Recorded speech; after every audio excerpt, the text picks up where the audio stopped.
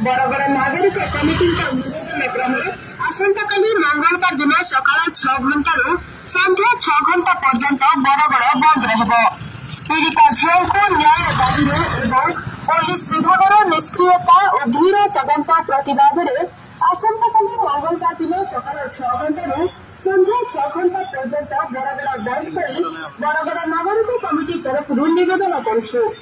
आशा आपण मैंने निज निज व्यावसायिक तथा सरकारी और बेसरकारी अनुष्ठान बंद करी बरगड़ बंद डाकरा को पूर्ण मात्रा समर्थन जनाइले।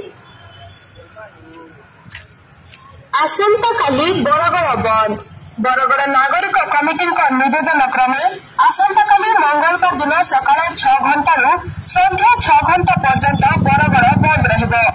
पीड़िता झील को न्याय दाबी एवं पुलिस विभाग निष्क्रियता और धीर तदंत प्रतिवाद आसंताकाली मंगलवार दिन सकाल 6 घंटा संध्या 6 घंटा पर्यंत बरगड़ बंद पाई बरगड़ नागरिक कमिटी तरफ निवेदन करुछु। आशा आपण मैंने निज निज व्यावसायिक तथा सरकारी और बेसरकारी अनुष्ठान बंद करी बरगड़ बंद डाकरा को पूर्ण मात्रा समर्थन जनाइले। बरगड़ नागरिक कमिटी निवेदन क्रमे आसंताकाली मंगलवार दिन सकाल 6 घंटा संध्या 6 घंटा पर्यंत बरगड़ बंद रहिब।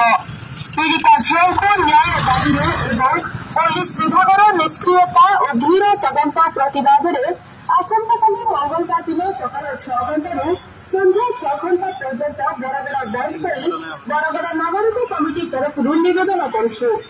आशा आपण मैंने निज निज व्यावसायिक तथा सरकारी और बेसरकारी अनुष्ठान बंद करी बरगड़ बंद डाकरा को पूर्ण मात्रा समर्थन जनाइले।